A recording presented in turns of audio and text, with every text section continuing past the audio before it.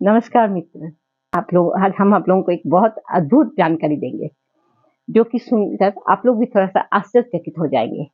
लेकिन पौराणिक कहानी में किसमें ये चीज लिखा हुआ है, ये जब बताएंगे तब आप लोग इसको विश्वास करने में बाध्य हो जाएंगे। तो चलिए, सनातन धर्म के अनुसार यमराज जो होते हैं वो मृत्यु का मुख्य देवता होते हैं।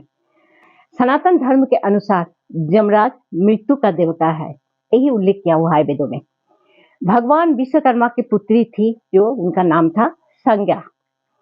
संज्ञा से भगवान सूर्य देव का शादी हुआ था, और जिससे उन लोगों का जुड़वा बच्चा भी पैदा हुआ था, एक लड़का एक लड़की। लड़का का नाम था यम और लड़की का उन लोग नाम रखा था यमुना। लेकिन जब शादी के बाद संज्ञा प्रथम बार शुरू में अपना पति देव सूर्य देव को देखी, तो वो डर से अपना आंख को बंद कर ली, क्योंकि उनका इतना भयंकर तेज, इतना भयंकर रूप सूर्य भगवान का। तो वो अपना पति को देखकर आंख बंद कर ली। इससे सूर्य देव को बहुत ही क्रोध आ गया, उनको बहुत ही अपमानित बोध हुआ कि मेरा पत्नी हमसे इतना, हमको देख के इतना डर गई, हम इतना कुरूप है क्या, वो हमको देख के आंख बंद कर ली। पहले तो होता था बात बात में श्राप देना। भगवान सूर्य अपना स्त्री संज्ञा को भी श्राप दिए कि आज तुम जैसा हमको देखकर डर से अपना आंख बंद कर ली, चलो हम लोगों का जो पुत्र पैदा होगा वो पुत्र लोगों का प्राण लेने वाला पुत्र होगा। जब इस बात को संज्ञा सुनी तो वो एकदम डरी हुई चंचल आंख से फिर सूर्यदेव को देखने लगी कि ये आप क्या कर दिए प्रभु। अब सूर्यदेव उसका वही चंचल दृष्टि देखकर बोले कि और हम लोगों का जब लड़की पैदा होगी वो इतनी चंचल होगी कि वो अपने चंचलता पूर्वक नदी के रूप में हमेशा बहा करेगी। पुत्र तो ये जम हुआ और पुत्री जमी हुई। मित्रों, हिंदुओं का विश्वास है कि मनुष्य मर जाने के बाद सबसे पहले यमलोक जाते हैं और वहां यमराज के सामने उपस्थित उनको किया जाता है। वही उस व्यक्ति की शुभ अशुभ कर्म का विचार करते हैं और स्वर्ग या नरक में भेजा जाए, ये उन्हीं का डिसीजन होता है। वो धर्म पूर्वक विचार करते हैं, इसीलिए उन्हें धर्मराज भी कहा जाता है। यह भी माना जाता है कि मृत्यु के समय यमराज के दूत ही आत्मा को लेने के लिए पृथ्वी लोक पर आते हैं। यह भी माना जाता है कि मृत्यु देवता यमराज को भी एक बार मृत्यु हो गया था। अब वो कैसे हुआ था, क्या कौन किया था, ये हम आप लोगों को आगे बताएंगे। ये जानकर आप लोग थोड़ा आश्चर्य जरूर होंगे। इस संबंध में एक पौराणिक कथा प्रचलित है।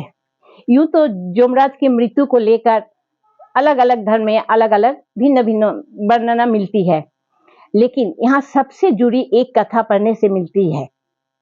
सबका एक ही राय उसमें है जो हम लोग देखते हैं। दोस्तों, मान्यता है कि कालंजर में राजा श्वेत जो थे वो राज करते थे। वो बहुत ही शिव भक्त थे। तो राजा श्वेत जब वृद्ध हो गए, बूढ़े हो गए, तो वो अपना राजपाट अपने बेटे लोगों को हाथ में सौंप देकर वो चले गए गोदावरी नदी के किनारे। वहां जाकर वहां एक गुफा के अंदर वो एक शिवलिंग का वहां प्रतिष्ठा किए और उस शिवलिंग में वो ध्यान में मग्न हो गए। और बाद में उनको राजा श्वेत से महामुनि श्वेत का नाम से जाना जाता था। शिव जी के आराधना करते करते श्वेत मुनि को उनको आभास भी नहीं लगा कि उनका मृत्यु का समय आ गया है। वो कितने बूढ़े हो गए हैं, अब उनको मृत्यु लोक में जाना है। लेकिन जमदूतों का तो कॉपी में सब कुछ लिखा हुआ रहता है, किसको कितना दिन पृथ्वी पर रहना है। यमराज अपने जमदूतों को मुनि का प्राण लेने के लिए जब वहां गोदावरी नदी के किनारे भेजे, तो गुफा में प्रवेश द्वार में घुसते ही उन लोगों का अंग एकदम शिथिल हो गया और वहां उन लोग खड़ा हो गए। तब वो श्वेत मुनि का जो अंग रक्षक थे, उन लोग बलपूर्वक क्या किए, उन जमदूतों को पीटे, मारे। उन लोग डर से वहां से भाग गए और जाके एकदम कांपते कांपते यमराज के पास जाके बोले कि ऐसा ऐसा बात है, हम लोग गए लेकिन हम लोगों को वहां से मार के भगा दिया गया था। तब यमराज स्वयं क्या किए, मृत्युदेव डंडा लेकर आए, अपना जो वाहन है भैंस का ऊपर चढ़ के आने के बाद वो जबरदस्ती श्वेत मुनि को वहां से उठा के ले जाना चाहे, तो उनका ऊपर जो सेनापति कार्तिक थे वो शक्ति अस्त्र जो है वो यमराज पे वार कर दिया और यमराज का वही मृत्यु हो गया। तब भगवान सूर्य के पास यमराज का मृत्यु का संवाद पहुंचा, क्योंकि यमराज तो सूर्य भगवान का ही बेटा था। सूर्यदेव इस समस्या का समाधान को लेकर भगवान विष्णु के पास गए।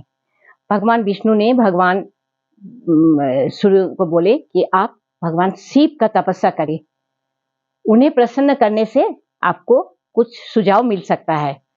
तब सूर्यदेव ने क्या किया कि शिव जी को प्रसन्न करने के लिए तपस्या करने बैठे। उनका तपस्या से बहुत खुश होकर शिव जी वहां पहुंचे और बोले क्या समस्या है आपको, बोलिए क्या वरदान चाहिए।